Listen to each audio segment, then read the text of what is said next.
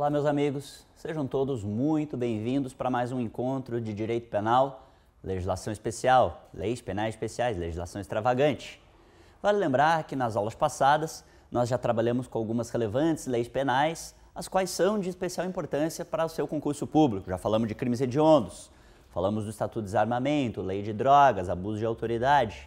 E hoje quero dar continuidade a essa abordagem com leis que são igualmente importantes. E dependendo da prova que você vai fazer, dependendo do TRF que você vai fazer, certamente serão leis que serão abordadas, serão cobradas de formas variadas, que é o que a gente vai ver no encontro de hoje. Para começar, eu quero trabalhar com a lei das organizações criminosas, lei dos crimes organizados, que é a Lei 9.034 de 95.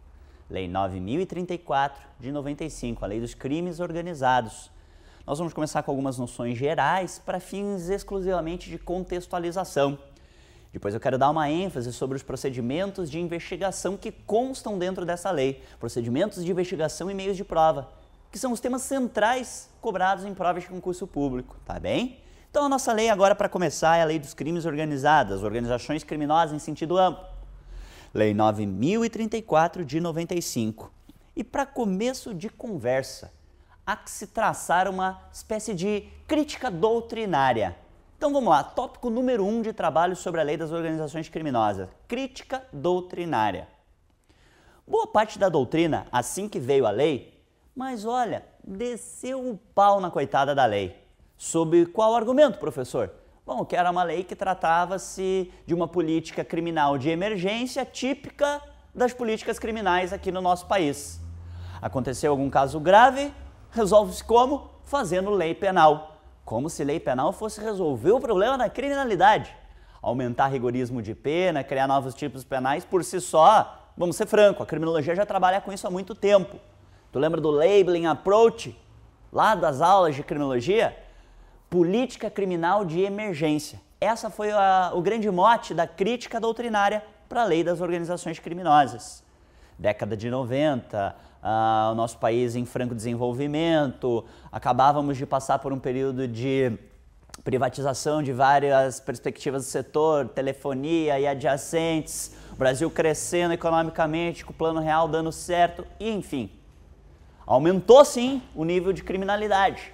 E para tentar coibir essas práticas foi feita efetivamente a Lei 9.034. Mas veja só, esta lei ela já refletia um anseio social de há muito tempo. Então as críticas que foram feitas são apenas de âmbito teórico, de âmbito doutrinário, muito mais focada no âmbito da criminologia. Mas eu fiz questão de iniciar a abordagem da Lei 9.034 exatamente com essa perspectiva, essa crítica doutrinária sobre a Lei 9.034. Um dos autores que especialmente estabelece críticas à Lei 9.034 é um autor chamado Sérgio Moca, tá bom? Sérgio Moca. Mas fica só a título de crítica doutrinária. Então, se eventualmente você for chamado a discorrer sobre esse tema numa prova aberta, você já tem alguns parâmetros para seguir. Chame à voga o discurso da política criminal de emergência, chame à voga também o discurso do direito penal do inimigo, que essa também é uma crítica veemente à Lei 9.034, porque ela é focada especificamente para um grupo específico de sujeitos, aqueles que participam de organização criminosa. E é uma lei bastante rígida, bastante dura. Alguns dizem que viola uma série de direitos fundamentais do indivíduo. A fim de se buscar prova, viola direitos individuais do cidadão. Então são críticas doutrinárias para essa Lei 9.034, tá bem? Só que eu quero trabalhar com a lei propriamente dita, com os aspectos jurídicos penais. E aqui vem a segunda dica da aula, ainda falando da Lei 9.034, segundo tópico de trabalho. Características da lei. Então, começamos com uma pequena crítica doutrinária e agora a gente vai falar um pouco sobre as características da Lei 9.034. E aqui a ideia que eu quero lhes passar é a seguinte: esta é uma lei não de natureza penal propriamente dita, penal material propriamente dita, mas sim de âmbito processual penal. Então vamos começar por aí. A Lei 9.034 de 95 é uma lei que dá ênfase a aspectos processuais. Por que razão? Porque ela não cria nenhum tipo penal. Ela não cria nenhuma figura criminosa de âmbito de direito penal material. ela vem apenas para trazer meios de prova e procedimentos investigatórios. Quando um crime é praticado por uma organização criminosa, por uma quadrilha, por um bando, por uma associação criminosa. Então, crime organizado em sentido amplo, que a gente vai fazer essa distinção, segura um pouco.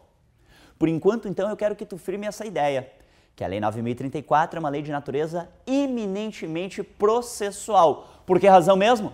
Porque ela estabelece meios de prova e procedimentos investigatórios. Meios de prova e procedimentos investigatórios para crimes que são praticados por organizações criminosas em sentido amplo. Compreendeu então essa perspectiva? E veja, ela vai ser importante para daqui a 5 minutos, quando a gente começar a trabalhar com quais são esses meios de prova, quais são esses procedimentos de investigação. E aqui tem coisa diferente, tem coisa peculiar, que não existe em outras leis, mas que aqui existe. A gente vai trabalhar com isso porque é o tópico central de cobrança em provas de concurso no que tange a Lei 9.034. Tá bem? Então ainda estamos no tópico 2 do nosso roteiro e eu acabei de afirmar que esta é uma lei de natureza eminentemente processual. Embora, é claro, ela traga alguns reflexos sobre o âmbito de direito penal material, mas são apenas reflexivas, não diretamente focadas para o âmbito do direito penal. Só que ainda falando das características dessa lei, tem mais um tópico que é de especial importância e é que peço um pouco de atenção. Veja só, eu te disse que essa é uma lei eminentemente processual, porque ela estabelece meios de prova, procedimentos de investigação para crimes que são praticados por organizações criminosas em sentido amplo. E o que é uma organização criminosa em sentido amplo? A própria lei vem e estabelece. A própria lei vem e diz, olha, Lei 9.034, só vou poder ser usada em 3 casos. Quando o crime é praticado por 1. Quadrilha ou bando, 2. Associação criminosa, 3. Organização criminosa em sentido estrito. Opa, então eu tenho lato sensu gênero organização criminosa, enquanto gênero. E dentro desse gênero eu encontro 3 espécies, por assim dizer. Crimes praticados por quadrilha ou bando entram nas perspectivas da Lei 9.034. Crimes praticados por associação criminosa também entram na política da Lei 9.034. Então, em primeiro lugar, quadrilha ou bando. Segundo lugar, associações criminosas. E em terceiro lugar, organizações criminosas, daí em sentido estrito. E a gente tem que saber o que é cada um deles. Eu tenho que saber diferenciar aonde entra quadrilha ou bando, aonde entra associação e aonde entra a organização criminosa. E já te adianto, isso é um problema. Durante muito tempo teve uma discussão sobre isso. Discussão essa que foi superada só no final do ano passado, a gente vai ver por quê. Repito a informação, para não correr risco de você não ter pego ela. A Lei 9.034 estabelece procedimentos de investigação, meios de prova, quando um crime é praticado por 1. Quadrilha ou bando, 2. Associação, 3. Organização criminosa. Fechou? Vamos ver o que é cada um deles. Quero começar então por quadrilha ou bando. E aí é fácil, porque o conceito do que é uma quadrilha ou bando para fins de direito penal está definido pela própria lei penal, no Código Penal.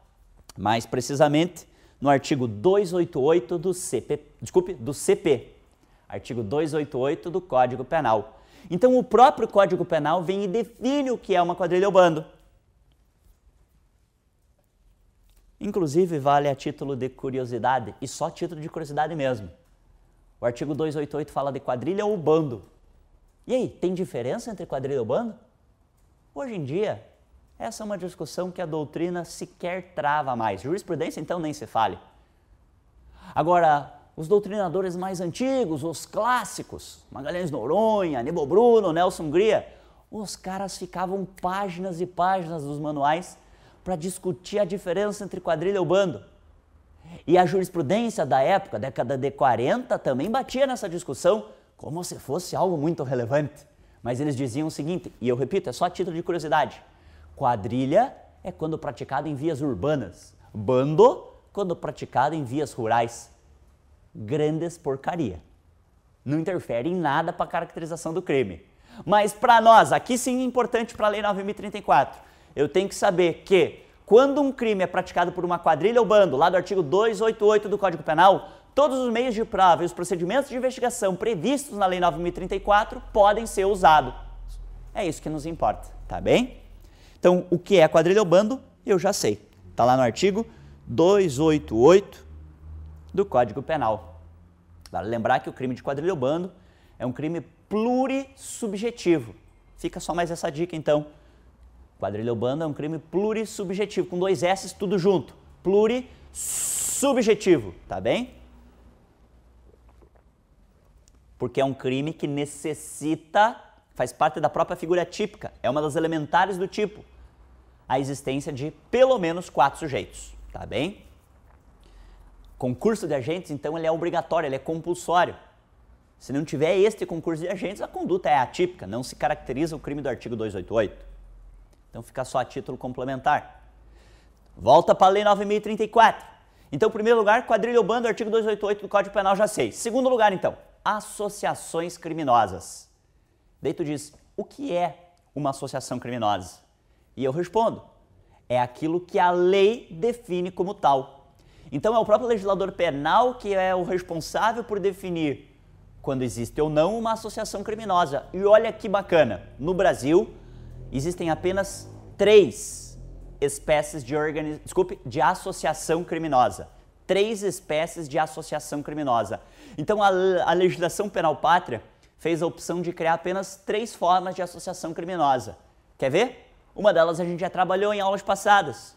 Quais são as 3 associações criminosas previstas na legislação penal pátria? São as seguintes. Em primeiro lugar, a associação para o tráfico. Lembra dela?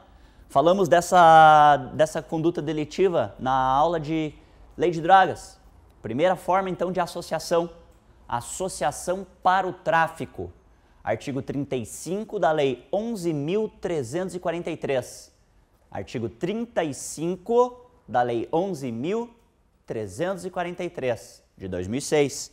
Então, a primeira forma de associação é essa, aquela que está prevista na Lei de Drogas. E vale lembrar, a gente trouxe essa discussão. A associação da Lei de Drogas basta 2 sujeitos. 2 sujeitos são necessários para perfazer a figura delitiva do artigo 35, associação para o tráfico, ok? Segunda forma de associação criminosa, também prevista em lei penal especial. Segunda forma de associação criminosa, está prevista na lei de genocídio. Então anota lá, artigo 2º da lei 2.889, de 56, segunda associação criminosa prevista em legislação penal pátria. Artigo 2º da lei 2.889, de 56, a lei de genocídio. Então olha que legal, a lei de genocídio também trouxe a previsão de uma espécie de associação criminosa, exatamente focada, direcionada para a prática de crimes de genocídio, assim definidos nesta lei penal especial, ok?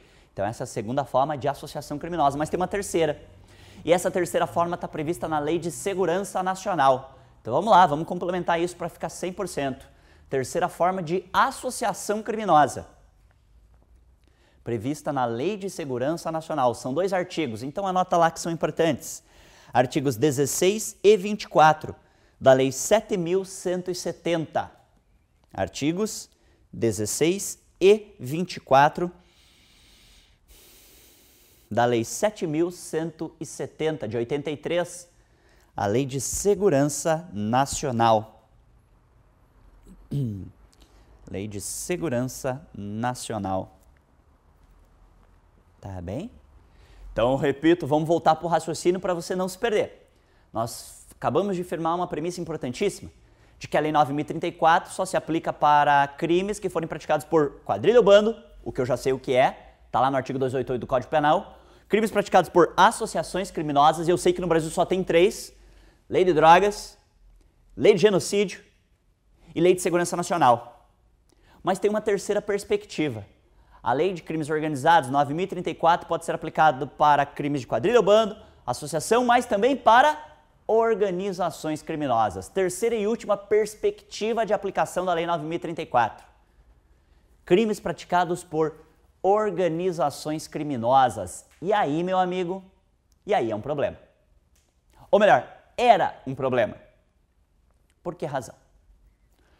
Quando a Lei 9.034 foi criada, nós não tínhamos definido em nenhum lugar, vou repetir, em nenhum lugar, o que era uma organização criminosa. Então o legislador pátrio não definia em nenhum termo, nem no Código Penal, nem numa outra lei penal especial, o que era uma organização criminosa, a ponto da doutrina chegar a dizer que a Lei 9.034 não era aplicável nesse tocante. Tratava-se de uma norma de eficácia limitada, porque demandava a edição de uma nova legislação para trabalhar com o que seria uma organização criminosa, em sentido estrito. Só que tinha parte da doutrina que discordava disso. O fato de não se ter definido o que era uma organização criminosa era ou não era um empecilho para a aplicação desta parte da Lei 9.034? Aí nasciam duas correntes.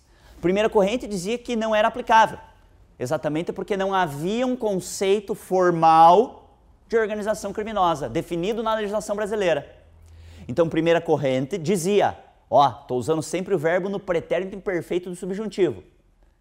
Então, a lei dizia, parte da doutrina, primeira corrente, dizia que não podia ser aplicável a Lei 9.034 para organizações criminosas, o que até soa esquisito, né? A lei da organização criminosa não era aplicado para organizações criminosas. Por quê? Porque não tinha na lei um conceito daquilo que era organização criminosa.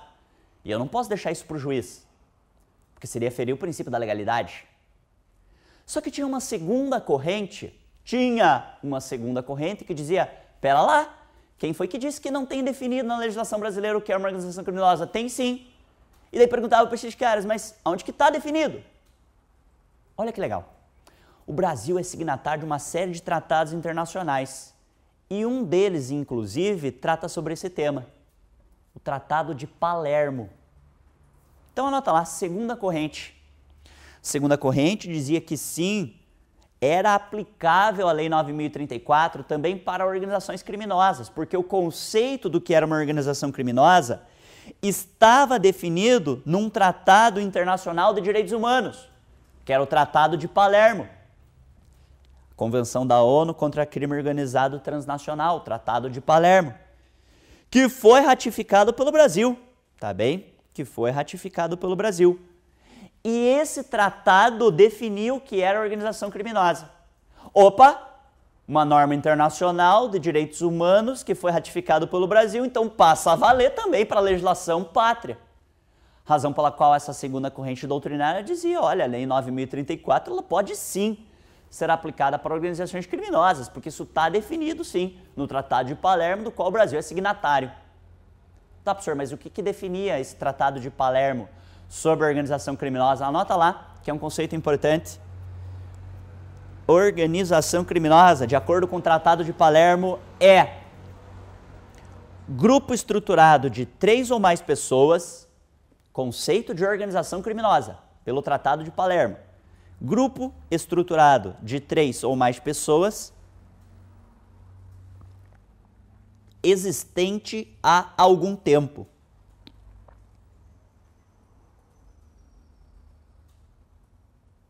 E atuando, existente há algum tempo. E atuando concertadamente, com o fim de cometer infrações penais. Atuando concertadamente com o fim de cometer infrações penais graves. Cometer infrações penais graves. Vírgula, para encerrar.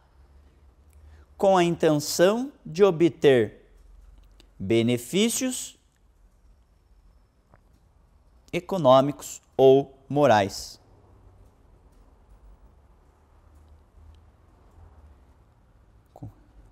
Intenção de obter benefícios econômicos ou morais. Vou repetir o todo para ver se você pegou.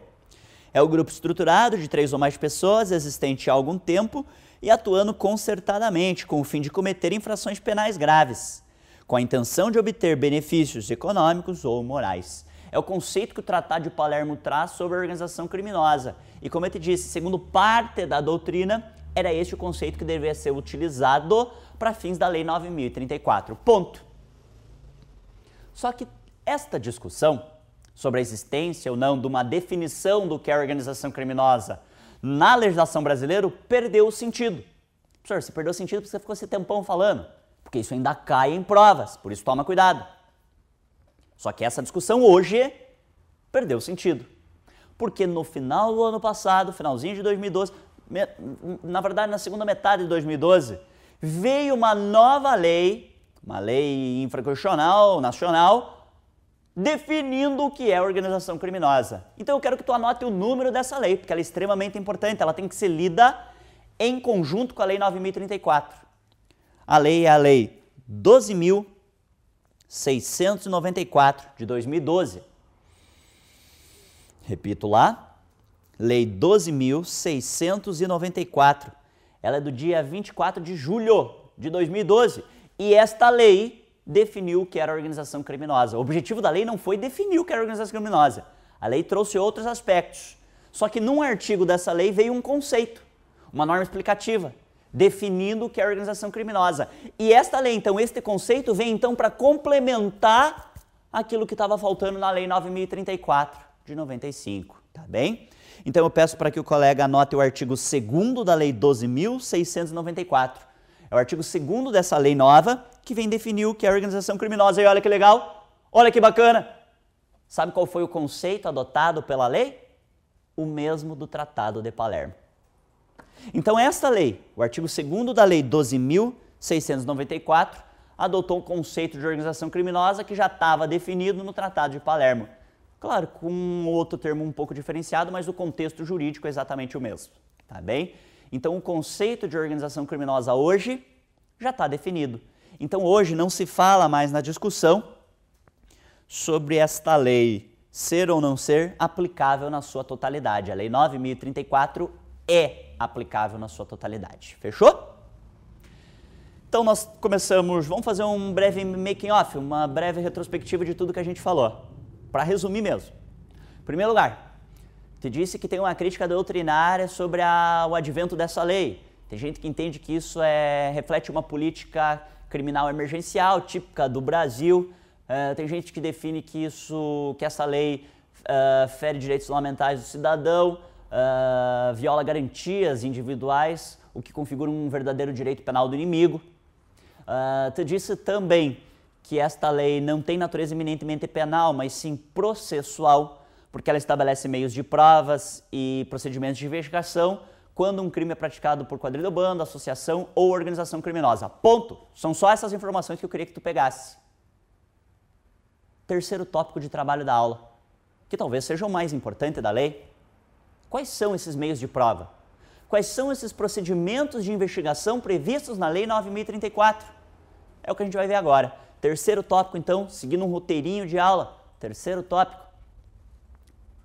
meios de prova e procedimentos de investigação.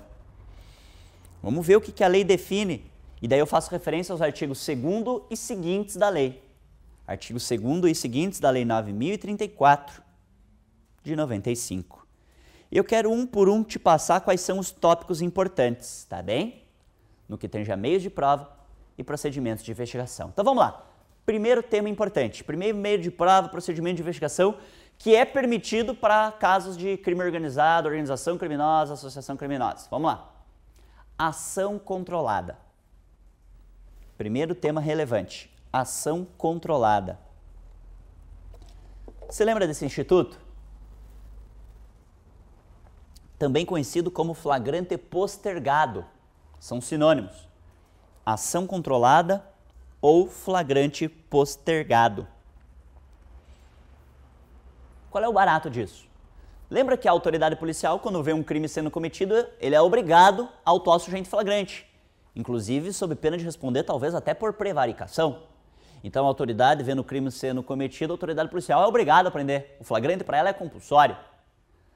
Só que se ela pegar aquele cara em flagrante, o peixe pequeno, por assim dizer, ela perde a oportunidade de pegar o peixe grande, o cara que coordena eventualmente uma organização criminosa.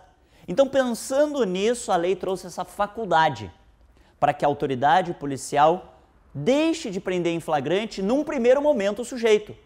Ó, mas não vai deixar de prender ele em flagrante, só vai prender ele em flagrante no momento posterior, por isso do nome, flagrante postergado.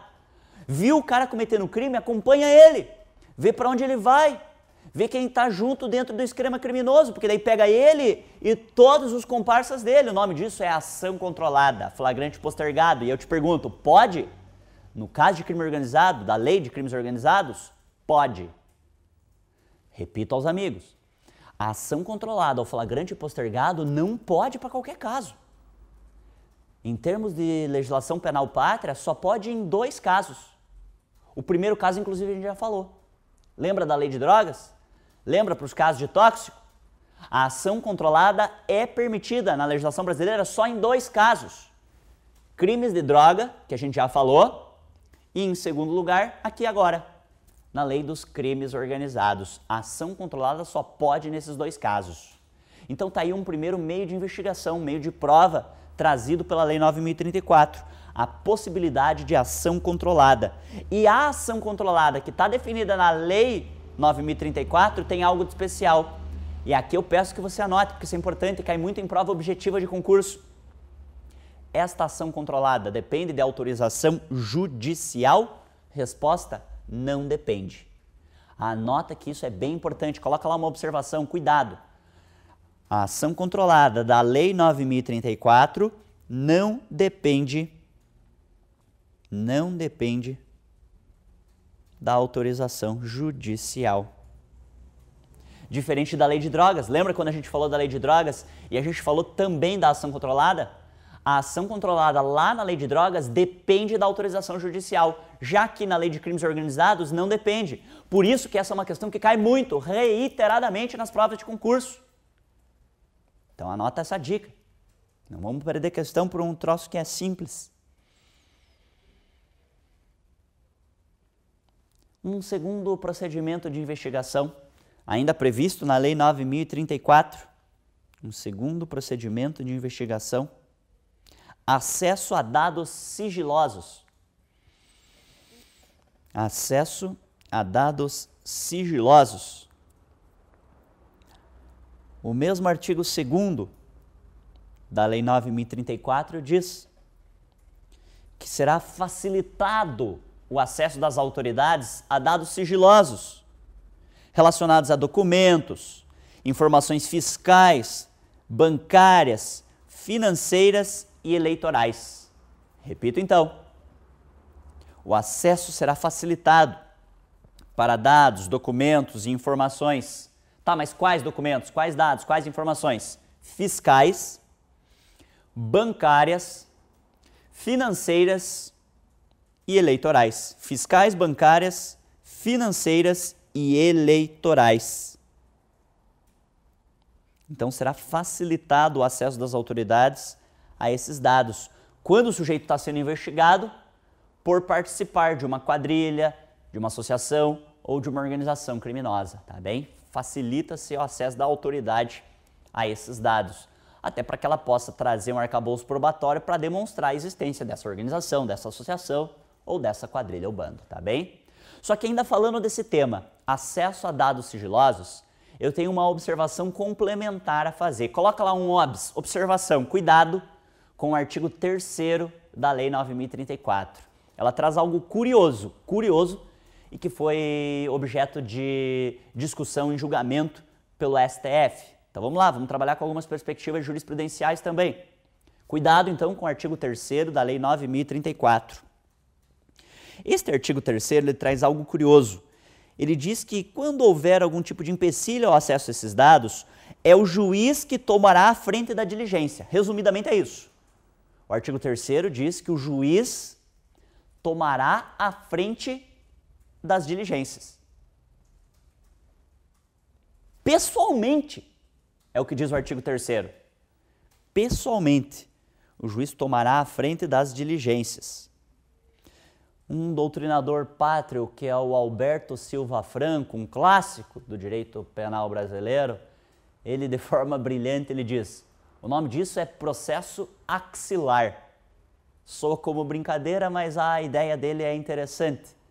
Quando o juiz, por conta própria, bota o processo embaixo do braço, embaixo da axila, por isso do nome, processo axilar, é a brincadeira que ele faz.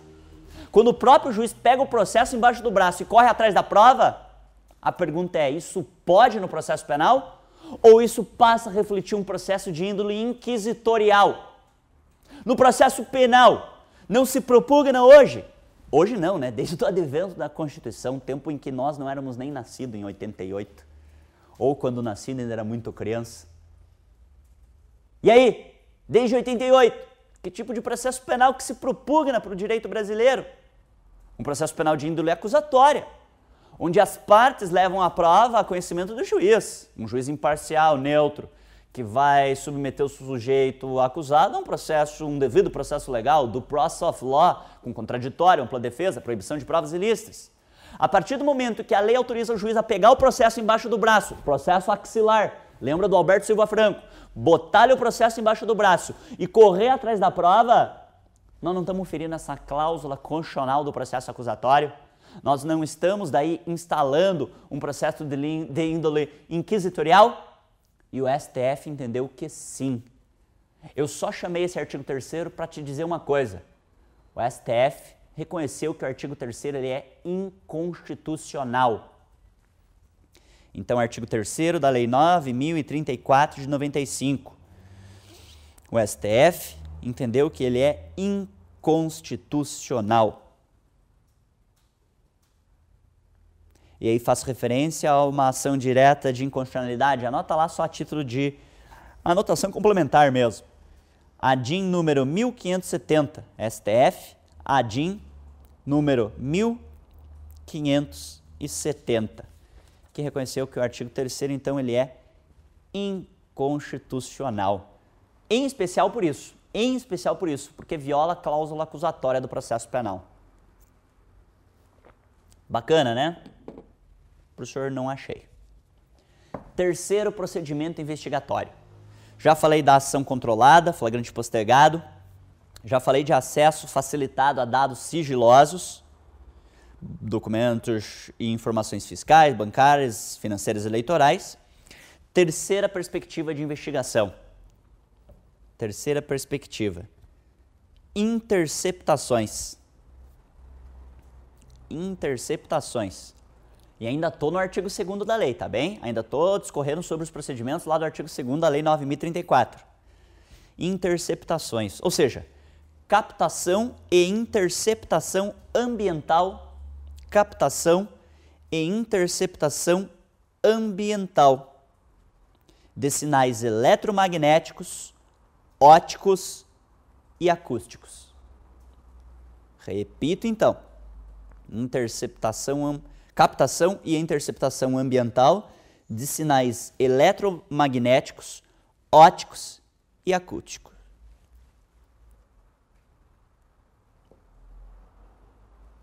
Perfeito?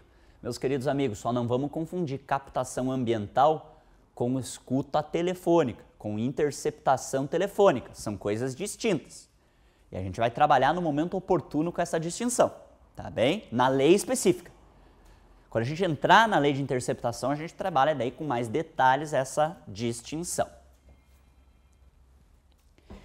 Para terminar, uma última perspectiva de investigação que é bastante importante, também definida no artigo 2º, quarta e último procedimento investigatório, infiltração de agentes. Infiltração de agentes. Em tarefas de investigação, constituída aí pelos órgãos especializados, só que tem um problema. Essa infiltração de agentes entende-se que depende de autorização judicial. Depende da autorização judicial, e a qual, por óbvio, será sigilosa, até para preservar o agente que vai se infiltrar. Então é aquele negócio tipo filme americano mesmo, CSI, Velozes e Furiosos, que o camarada se passa por um quadrilheiro, se passa por um membro da associação, da organização criminosa, tipo novela das 8, igualzinha a Elô, tá bem? Que botou lá a filha da Gretchen para entrar dentro do esquema da organização criminosa e poder dessa forma colher dados, tá bem? Fechou? Então, por agentes da polícia ou por agentes da inteligência, né? Da ABIN, da Agência Brasileira de Inteligência. Professor, existe isso? Existe. Funciona? Diz que sim. Diz que sim. Tá bem? Para terminar, então, para a gente encerrar a Lei 9.034, falamos de críticas doutrinárias, falamos das características da lei. Agora, terceiro tópico, acabamos de falar de meios de prova, procedimentos de investigação. Quarto e último tópico para a gente encerrar a lei, questões finais. São algumas dicas finais que eu quero te passar sobre a Lei 9.034. Questões finais.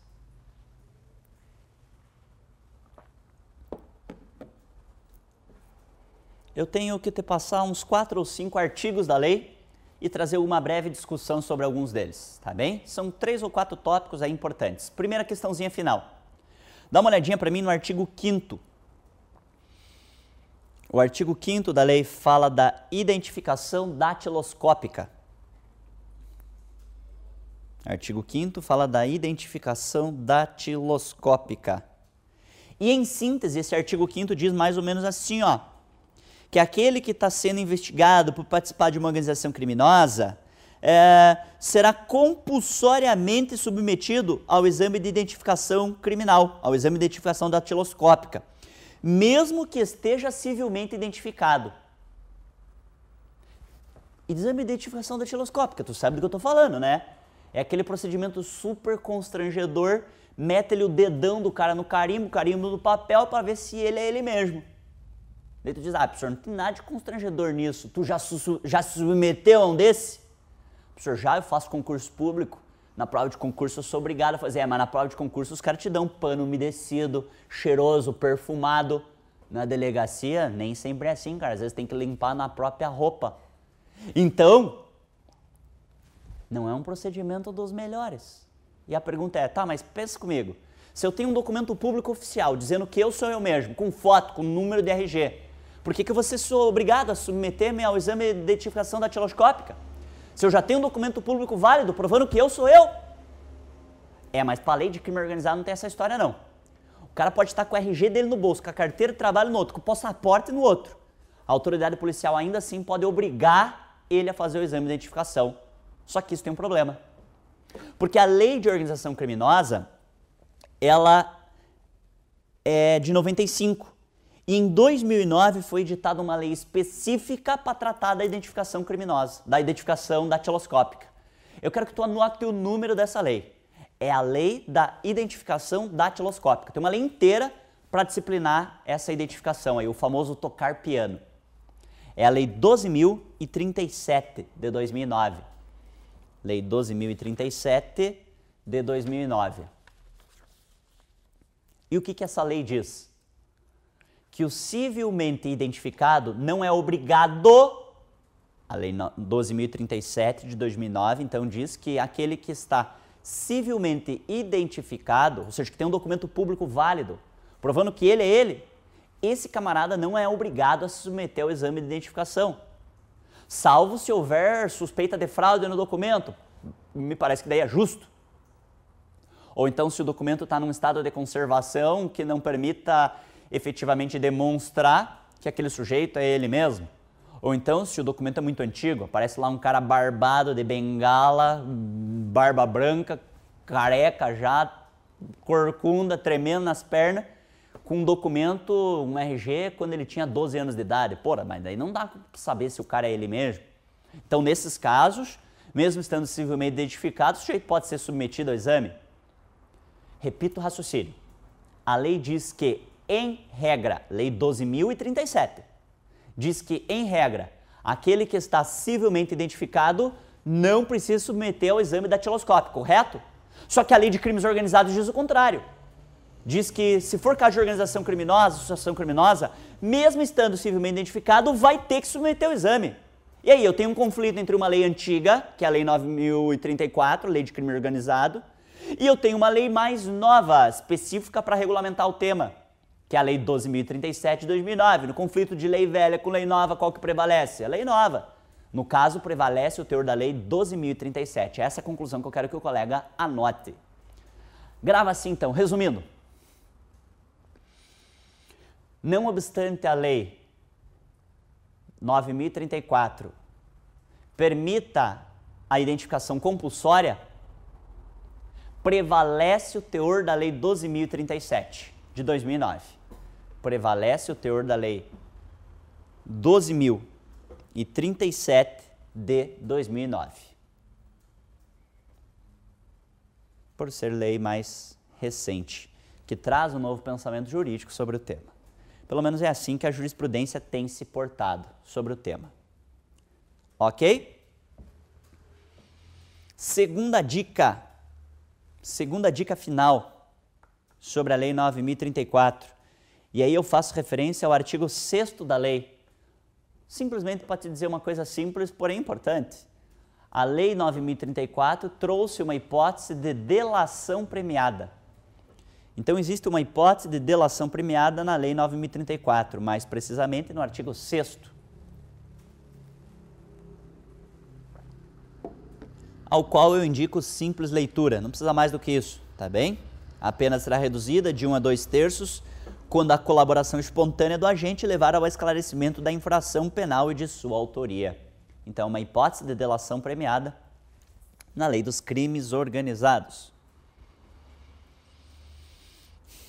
Terceira dica final, e aqui também tem discussão. Terceira dica final sobre a Lei 9.034. Olha o que diz o artigo 7º da lei. A vedação de liberdade provisória. Artigo 7º da lei. Não será concedida liberdade provisória, seja com ou sem fiança, nos casos de crimes organizados, organizações criminosas ou associações, para os agentes que tenham tido intensa e efetiva participação nessa organização. Tá bem? Só que aqui tem um porém. Já existe, e não é uma não, existe farta jurisprudência em sentido contrário. Tá bem? A jurisprudência, então, hoje, ela tem se portado da seguinte forma.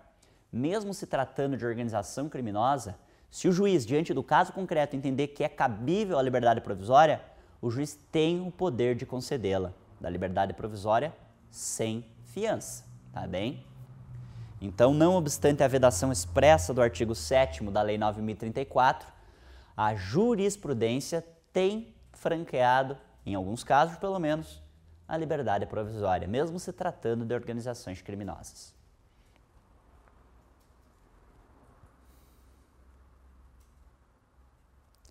Penúltima dica. Ainda falando da Lei 9.034, uma penúltima dica. Artigo 9º, que diz que em casos de condenação, o réu deverá recolher-se à prisão para poder apelar. Artigo 9º da Lei 9.034. O réu não poderá apelar em liberdade nos casos de crimes previstos nessa lei.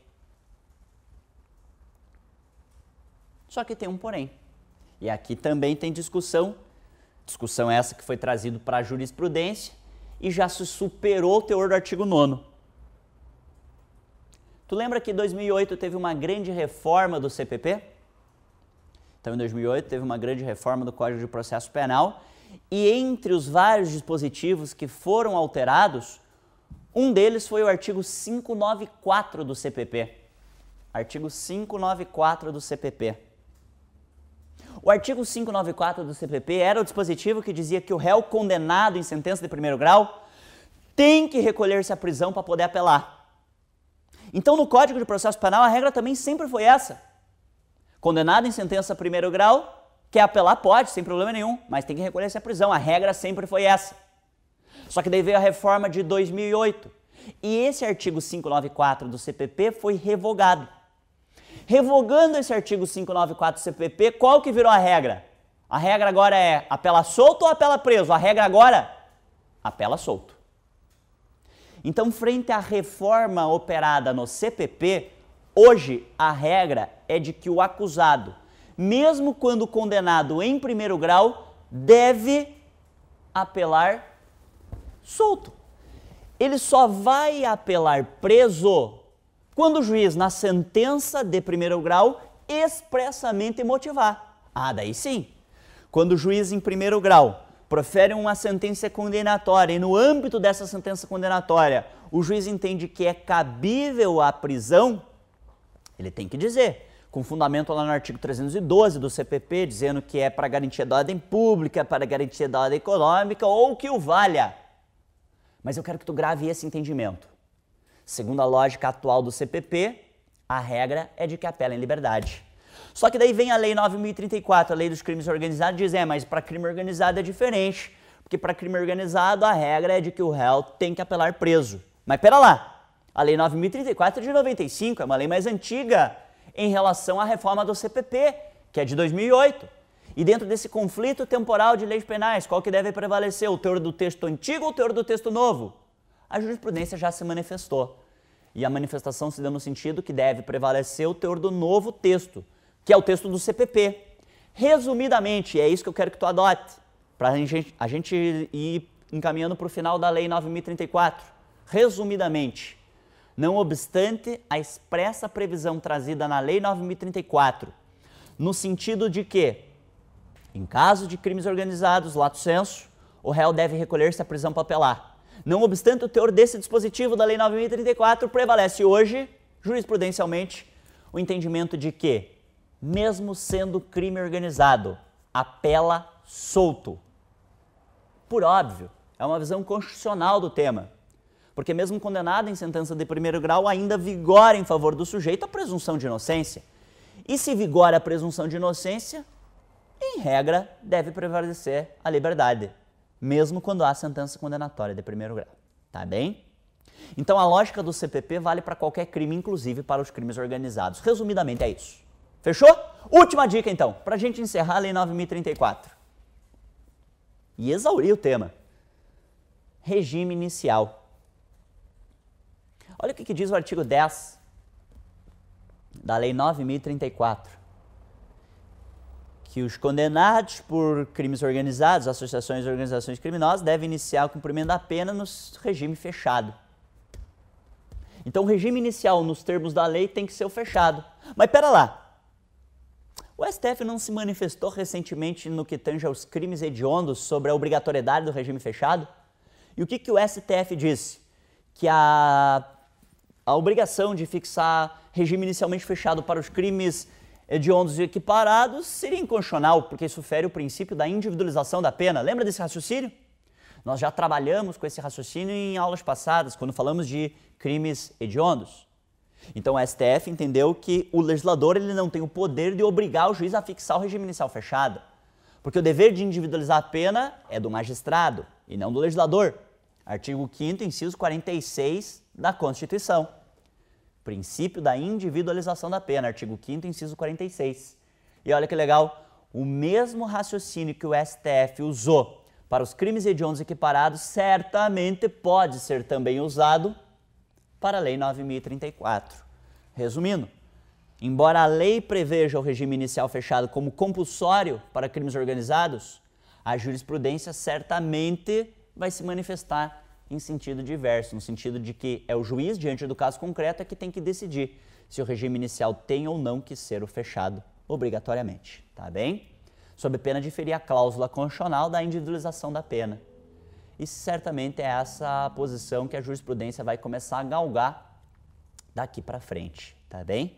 Meus queridos amigos, é assim que a gente encerra as dicas sobre a Lei dos Crimes Organizados, sobre a Lei 9.034 de 95, tá bem? Trabalhamos com esse tema de forma exauriente, espero que tenham gostado dessa abordagem. É uma lei importante, bastante cobrada, em especial em concursos federais. Toma cuidado então. Mais ainda em concurso de polícia. Os colegas que almejam a carreira de delegado federal, o concurso está prestes a ser retomado, toma uma especial atenção com essa lei, porque certamente será objeto de cobrança. Fechou?